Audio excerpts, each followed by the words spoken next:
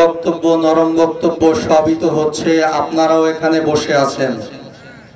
আমি নগরকান্দার আপনাদের সকলের পক্ষ থেকে একটা আবেদন যে আজকের এই সাগরমণ্ডল সহ এই দেশে যে কয়টা কুলাঙ্গার জন্ম নিছে, ভবিষ্যতে নিবে, শাহজালালের দেশে, হাজী শরীয়তুল্লাহর দেশে, শামসুল হক ফরিদপুরীর দেশে, মুফতি আমিনীর দেশে, শাইখুল হাদিসের দেশে, বাহিরদের হুজুরের দেশে, মুফতি আব্দুল গফফার সাহেবের দেশে, দাওয়াত ও তাবলীগের দেশে, পীর সাহেব চরমনায়ের দেশে, 90% মুসলমানের দেশে এত কোনো আন্দোলনের দরকার নাই।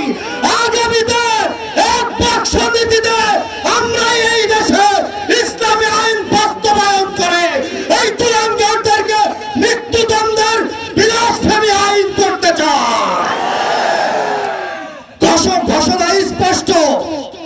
আমি যখন নির্বাচিত হয়েছিলাম, ইউনো মহোদয়কে বলেছিলাম, আপনি সারা দেশের বিভিন্ন জায়গায় সরকারি দায়িত্ব পালন করেছেন, কিন্তু নগরকান্দা সালতা সম্পর্কে দায়িত্ব পালন করতে হলে এই এলাকার মানুষের মিজাজ, রুচি আর চাহিদা আপনাকে বুঝতে হবে।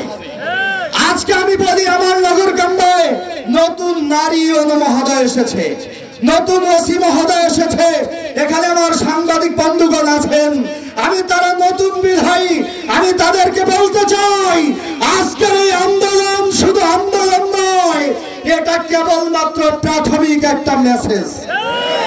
আন্দোলন হবে প্রতিবাদের আন্দোলন নয়। নগরকান্দা সালতায় রেকর্ড আছে, আমরা আগামীতে প্রতিরোধ করতে চাই, প্রতিহতের আন্দোলন করতে চাই। সুতরাং প্রতিবাদ আর কি করব, প্রতিরোধের জন্য যদি আগামীতে ডাক আসে, সাকরাইল বিয়ালের মুসলমান, নগরকান্দার তৌহিদি জনতা কাফনের কাপড় পরে ময়দানে আসতে তোমরা কারা কারা প্রস্তুত আছো, হাত তুলে দেখা। নাসরুম মিনাল্লাহি ওয়া ফাতহুন করিব। তবে আমরা শান্তিতে বিশ্বাসী, যারা বিশৃঙ্খলা করবে তাদেরকে আমরা ছাড় দিতেও বিশ্বাস করি না।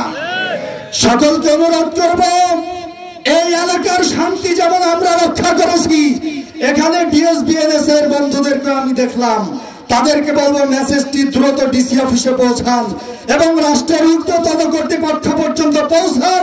দ্রুত সাগরমণ্ডলের নামক এই বিস্ফোরণকে, এই ভাইরাসকে নগরকান্দা থেকে পরিবারকে উৎখাত করতে হবে। আল্লাহ আমাদের তৌফিক দান করুন। আসসালামু আলাইকুম ওয়া রাহমাতুল্লাহ।